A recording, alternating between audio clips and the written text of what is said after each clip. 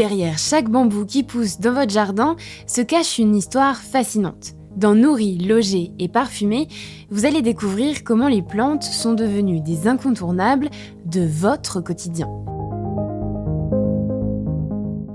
Aujourd'hui, je vous explique comment les bambous sont arrivés dans votre jardin.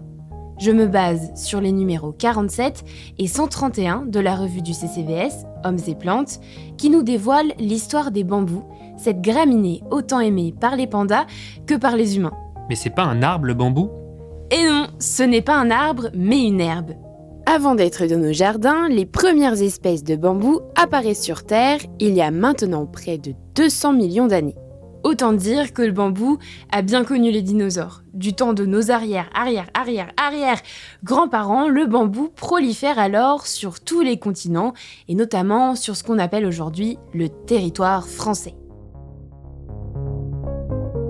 Malheureusement, l'époque glaciaire le fait disparaître de toute l'Europe. Oh. En Asie et en Amérique du Sud, certaines régions restent protégées du froid grâce à des montagnes qui permettent au bambou de continuer à se développer. Ah ! Mais alors, comment les bambous sont réapparus en Europe ? Grâce aux pandas, vous allez me dire, eh bien non, la revue sur laquelle je m'appuie ne s'appelle pas Hommes et Plantes pour rien.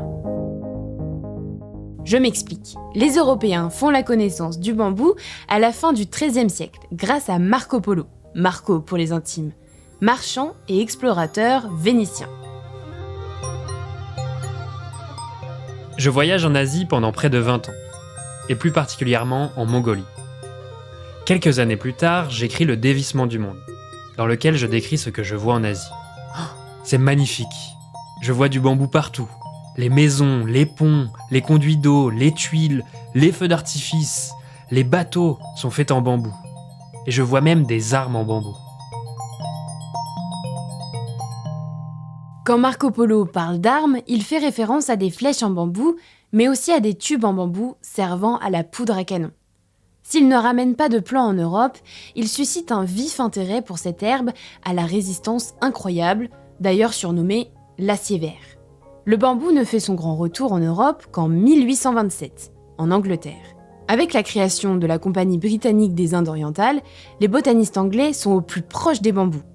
Ils se passionnent pour cette herbe, commencent à la décrire, la classer et tenter de l'acclimater dans leur pays, ce qu'ils réussissent à faire. C'est seulement dans les années 1850 que le bambou arrive en France. Mais pas grâce à un panda anglais venu visiter le Louvre, non. Mais alors, comment est-il arrivé ? Très bonne question. Son introduction est due à des botanistes passionnés, notamment Latour Marliac et Eugène Mazel. Ce dernier investit la fortune héritée de son oncle dans la création du domaine de Prafrance, dans le Gard. Il y acclimate des bambous importés d'Asie et d'Amérique du Nord. D'autres collections se développent au Jardin des Plantes de Montpellier, à Paris, en Bretagne et sur la Côte d'Azur. Dans les années suivantes, les collections s'agrandissent. Certaines comptent 30 à 40 variétés. Mais l'hiver très froid de 1895 ralentit la progression du bambou en France. En 1911, on compte tout de même plus de 200 espèces différentes dans l'Hexagone. La Première Guerre mondiale met un nouveau coup d'arrêt à son expansion. Il faut alors attendre 1988, lors du Congrès international du bambou, à Prafrance, dans les Cévennes, pour que cette plante retrouve sa popularité. Prafrance est donc le lieu historique d'introduction du bambou en France. On y retrouve la plus grande collection européenne de bambou, labellisée bien sûr par le CCVS.